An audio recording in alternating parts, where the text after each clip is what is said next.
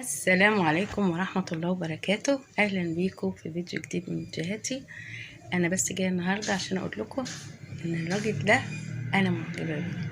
معجبة بيه ليه؟ هتقولوا لي ليه؟ هقول لكم لأنه يهودي على حق. كل صفات اليهود موجودة فيه. الراجل ده بيتدحلب ويسحب، عايز يوصل لنا فكرة إن اليهود دول يا سلام مساكين وودودين، ويعني البراءة والخشوع، وإن بتوع فلسطين دول وحشين. بتوع فلسطين دول هم اللي بيعتدوا عليهم. جايب لك آيات من القرآن، جايب لك الأكلات اللي انت بتقربك، يعني بتقرب الشعوب من بعض، بيحسسك انك انت ثقافتنا واحدة وديننا واحد، والأمور عندنا بسيطة. احنا شعب مسالم، احنا شعب مآمن بكل الأديان اللي فاتت، شعب متسامح، شعب يعني زي العسل وزي الفل.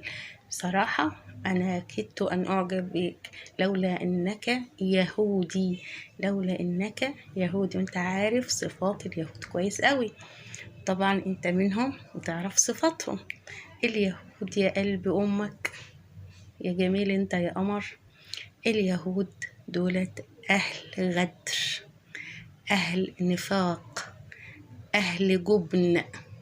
انتوا لو كنتوا صحيح كنتوا شجعان ما كنتوش اتحميتوا ورا دباباتكم وطياراتكم وآلياتكم، وما كنتوش منعتوا عن الأطفال المية والأكل والدواء. انتوا لو كنتوا رجالة ما كانش ده يبقى تصرفكم.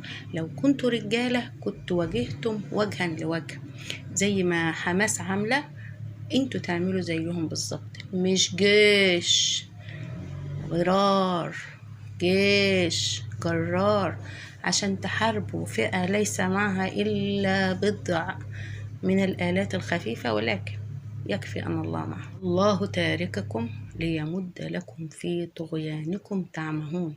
وإن شاء الله بإذن الله كل ما فعلتموه وما سوف تعلموه سينقلب ضدكم بإذن واحد أحد. ولا حول ولا قوة إلا بالله العلي العظيم.